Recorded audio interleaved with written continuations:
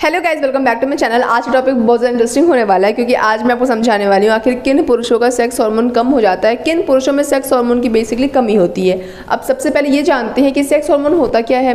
तो sex hormone का मतलब वो हार्मोन्स जो कि आपकी रिप्रोडक्टिव हेल्थ को ग्रो करने में, डेवलप करने में आपकी हेल्प करते हैं, उन्हें हम सेक्स हार्मोन कहते हैं। जो पुरुष होते हैं, जो मेल होते हैं, उनमें majorly androgens are group of sex hormone. जो एंड्रोजन्स होते हैं वो सेक्स हार्मोन का एक पूरा ग्रुप होता है जिसके अंदर टेस्टोस्टेरोन भी इंक्लूड होता है।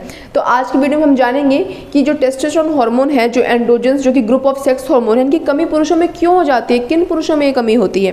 ठीक है, अब इसको जानने से पहले आपको एक चीज़ और जाननी पड़ेगी। वो चीज़ क्या है? वो चीज़ आपको ये जाननी पड़ेगी कि सबको पता है मेजरली कि जो टेस्टोस्टेरोन होता है वो पुरुषों के टेस्टिकल्स यानी हिंदी में कहें तो पुरुषों के वृषण में प्रोड्यूस होता है। ठीक है, अब जो टेस्टोस्टेरोन है वो कहाँ प्रोड्यूस हो रहा है? पुरुषों के टेस्टिकल्स में। लेकिन आपको ये बात ध्यान रखनी है कि इकलौता सिर्फ वही जगह नहीं है जहाँ पे टेस्टोस्टेरोन का प्रोडक्शन हो रहा है। मतलब जगह तो वही है बट इकलौता वही जिम्मेदार, टेस्टिकल्स ही इकलौता जिम्मेदार नहीं है जो कि आपके टेस्टोस्टेरोन को प्रोड्यूस करने में आपकी हेल्प कर रहा है। बाकी के भी ग्लैंड होते हैं आपके जो ब्रेन में प्रेजेंट होते हैं, जैसे कि आपका है हाइपोथैलेमस, आपका pituitary gland which are located at the base of the brain, जो कि आपके ब्रेन के बेस में प्रेजेंट होते हैं, जो कि आपके टेस्टोस्टेरोन को के उत्पादन को, आपके शुक्राणु के उत्पादन को कंट्रोल करते हैं, प्रोड्यूस करने में हेल्प करते हैं। तो आपको ये बात ध्यान रखनी है कि टेस्टोस्टेरोन के प्रोडक्शन के लिए अकेला जिम्मेदार आपका टेस्टिकल्स नहीं है, उसके साथ साथ आपका पिट्यूटरी ग्लैंड और आपका हाइपोथैलेमस भी जिम्मेदार होता है।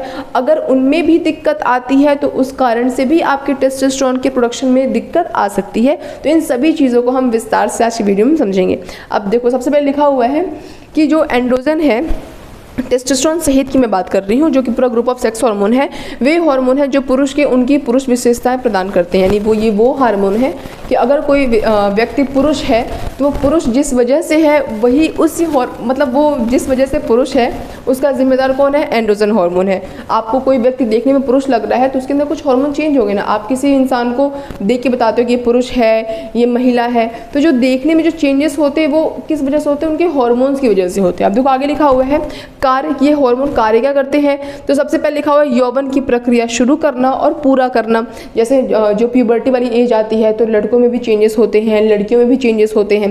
जो बॉयज़ होते हैं उनके मसल्स मास इंक्रीज होते हैं, डेंसिटी इंक्रीज होती है, उनके हेयर ग्रोथ होते हैं, प्यूबिक एरिया पे हेयर ग्रोथ होते हैं। तो सभी जो चेंजेस होते हैं, स्पर्म का फॉर्मेशन स्टार्ट हो जाता है। तो ये सभी जो चेंजेस होते हैं वो किसकी वजह से होते हैं? इसी टेस्टोस्टेरोन एंड्रोजन हार्मोन की वजह से। और भी क्या काम करता है ये जो सेक्स हार्मोन है?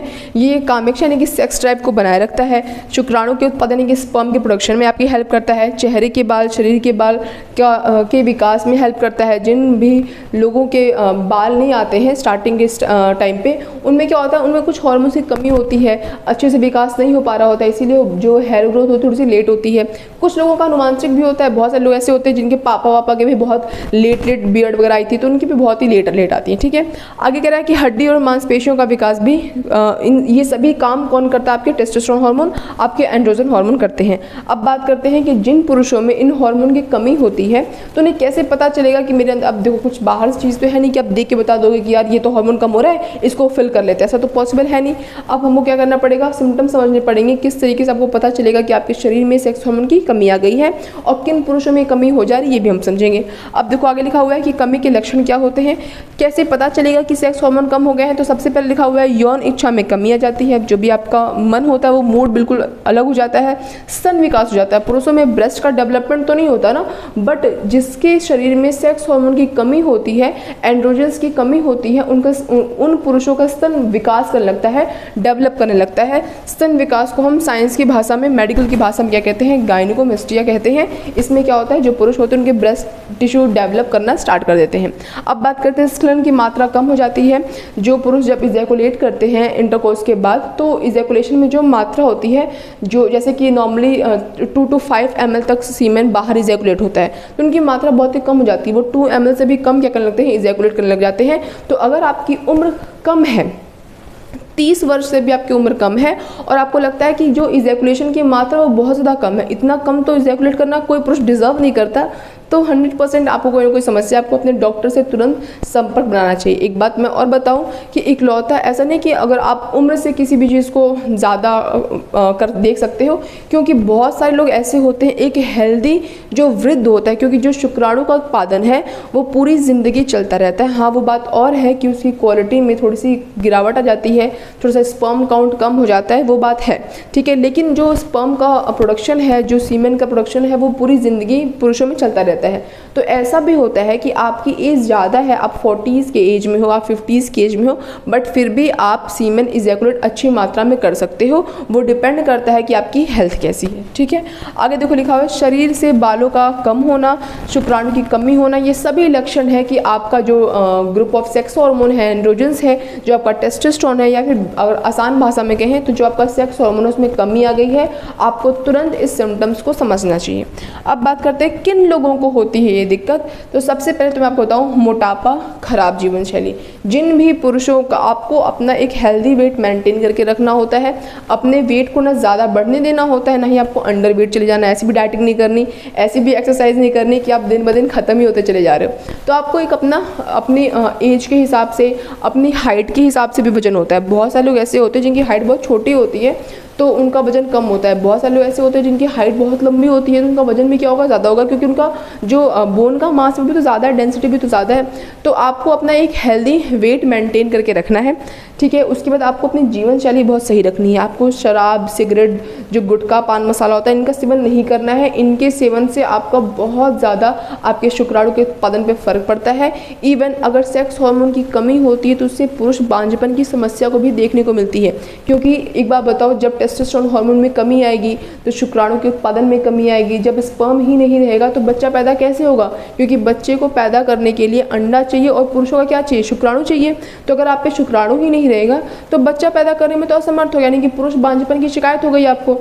इसीलिए आपको अपनी जीवन शैली खराब नहीं करनी है। आपको बिल्कुल भी शराब और आपका सेवन नहीं करना है, इससे आपके स्वास्थ्य पे बहुत ही बुरा प्रभाव पड़ता है। सिर्फ और सिर्फ स्पर्म और शुक्राणु पे ही नहीं, आपके लिवर पे, आपकी किडनी पे, हर चीज़ पे प्रभाव पड़ता है। इसलिए इसका सेवन नहीं करना चाहिए। जो भी व्यक्ति मोटापे के शिकार है, खराब जीवन शैली के शिकार है, उन लोगों में जो सेक्स हार्मोन होता है वो कम हो जाता है। आगे बात करते हैं वृषण। वृषण का मतलब होता है टेस्टिकल्स।